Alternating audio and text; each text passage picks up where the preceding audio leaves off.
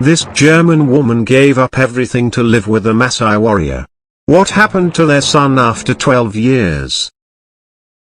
12 years ago, a young German woman arrived to Tanzania for work, and her life was permanently transformed. She fell in love with a Maasai warrior and decided to live with him in a little hut in the wilderness. She left her comfortable life in Europe to be with him. Now, after all these years, what happened? And what does their son look like now?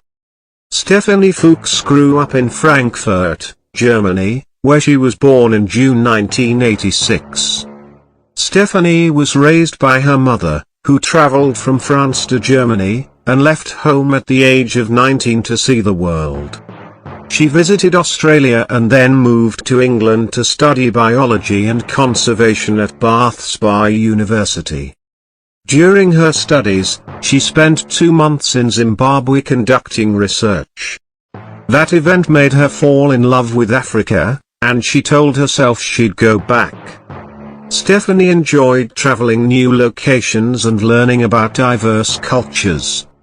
She might have stayed in Germany and lived comfortably, but she preferred adventure and a life full of new experiences. Stephanie volunteered for a wildlife conservation NGO in Tanzania after graduation. She resided in a tiny settlement on Mafi Island, near Zanzibar. She noticed a group of tall herders who practiced ancient rituals. One man, Sokoin, stuck out to her for his bright red attire and magnificent jewelry. Stephanie stated, "At that point, I only saw him. He was taller than the others and had the most beautiful eyes." She soon fell deeply in love. Their worlds were extremely different. She was from Europe, and he was from the Maasai tribe of Tanzania. But Stephanie didn't care. She had lived in Tanzania for a year and had learnt to speak Swahili, the indigenous language. She told Sokoin how she felt. He was also attracted to her. They started dating a week later, married a few months later, and relocated to his family's home in the Maasai steppe. Stephanie had to leave many comforts behind. She lived in a little hut built of mud and manure. There was no electricity, running water, or toilets. She had to use the restroom outside and wash with water from a bucket. Food and medicine were hard to find. At first, Stephanie felt lonely and isolated because the people spoke Maasai, Ma, which she didn't understand. Sokoin spent much time with other warriors, making private moments rare. Sometimes his brothers even shared their sleeping space. These cultural differences led to disagreements and made life harder. But they gradually learned to accept and respect each other's ways. The environment was tough too. Stephanie fell sick several times with infections and malaria. After a year, she thought about returning to Germany. The physical challenges were only part of the problem. She also struggled emotionally. But love gave her strength, and she was willing to face anything to stay with Sokoin.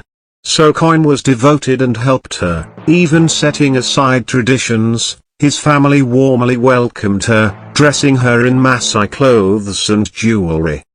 Stephanie welcomed their baby, Yannick, into the world in 2016, which brought joy to their family. She frequently posts images of Yannick on Instagram. He appears to be happy and in good health. Yannick does not speak German, but rather Ma, his father's language. Stephanie stated, "I didn't teach him German because it felt right to respect the family who helped raise him."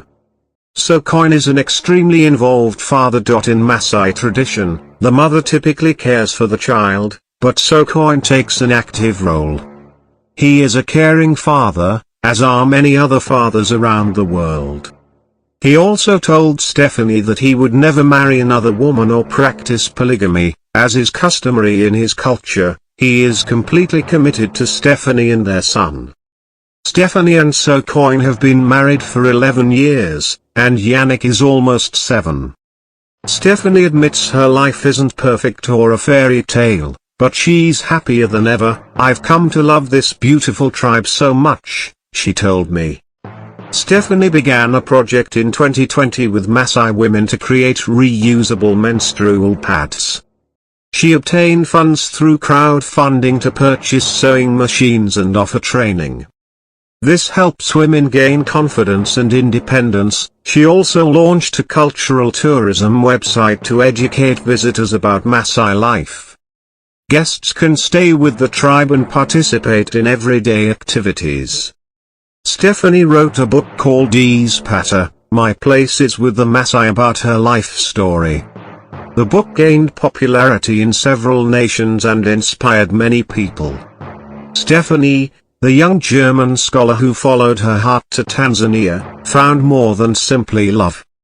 She started a new life with Sokoin and their son, Yannick. Their narrative demonstrates how love can bridge cultures, challenge ancient traditions, and unite two very different worlds.